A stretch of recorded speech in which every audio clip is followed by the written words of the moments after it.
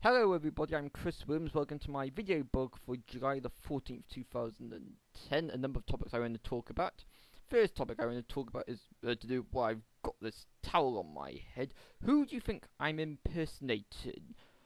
I am a jihadist, and you must be afraid.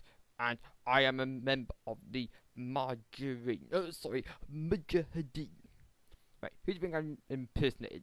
Yes, you've guessed. I am impersonating the Times Square bomber Faisal Shahzad, because in the last few hours, video has been released to the media showing him mumbling his way through his now traditional Islamic bomber rant, and of course, as we've seen with previous bomber rants, how can you take him seriously with his death threats if he's going to mumble with what he's saying, if he's going to get his words mixed up? Finally, he said margarine instead of mujahideen. He then quickly corrected himself.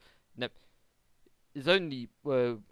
When you see videos like that where the person is not making too much sense, and then you bear in mind the fact that his bomb didn't go off in the first place. Now, clearly, if you want to be a successful bomber, you need to be a successful communicator. And if you're not a successful communicator, then you're a rubbish bomber, and you'll get yourself caught. And indeed, that's what happened with Faisal Shahzad, and that is what's happened with previous bombers here in Britain and in America.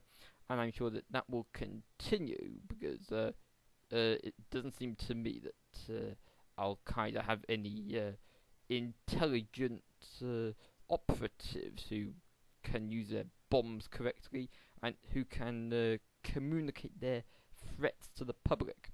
They're supposed to be scaring us, but they're not. They're making themselves look stupid with their mumbling rants.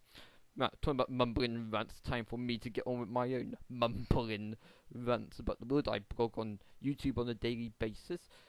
After this video, do go to the address on your screen, and you can read my opinions on some British politics. The business secretary Vince Cable here in the United Kingdom has apparently announced that there is going to be a graduate tax here in the United Kingdom for students to leave university. And I'm also going to talk about the fall in unemployment between January and March, which was on the news today. I don't think unemployment has really fallen, but I say more about that in the written blog, so visit the written blog once you finish watching this. But topics of a wider global appeal, which I'll talk about now. David Beckham has said that he would never want to be England manager. I think that's a shame because I saw in the World Cup footage, no, he was standing up in the dugout, he was giving orders, he looked bothered that England were not playing to their best. I think he could be a good football manager. Initially, a coach to begin with, get them to go through their paces because he knows what works to maximise your fitness, and I think he has some ideas. No, he's been captain in the past. He knows about strategy ideas, so I think he should be the England manager at some point in his career. And of course, I said some time ago on my video blog that Kenny Dalglish, he was a player manager when he had success with Liverpool. I said fairly recently that it would be wrong for him to return to Liverpool to be the new manager, because football has moved on. Of course, there's always a risk having a player who then becomes a manager, particularly if it's their first managing opportunity. It's in vogue at the moment to have players who then become managers, even though they're inexperienced. But as Beckham has been on the inside, I think that he will contribute a great deal to the England national football team over the upcoming years. Indeed, from a playing point of view, I think Theo Walcott, with his experience at the 2006 World Cup, yeah, I know he didn't play, but he went along with the camp to experience the pressure to see what it's like to be in the World Cup atmosphere. I think that he will be attending the next World Cup in Brazil in 2014, and it won't be so much stress on him then. He will then perform to the best of his abilities and help England to do well. And next topic on a global scale, I'm going to talk about Raoul Moat, there's been tributes paid to him on Facebook, and today David Cameron, the British Prime Minister, criticised those people who've been paying tributes to him. I took advantage of this on YouTube the other day. I posted a video where I expressed my opinion about how the media have actually turned Mr. Moat into a celebrity. They've been on about him all the time with their Rogan News coverage, that sort of thing. And today, Mr. Cameron said he didn't understand why people were sympathetic towards Mr. Moat. I think Mr. Cameron is in the wrong. No, people have been exposed to what Mr. Moat's life was like by reading about it in the newspapers and watching TV.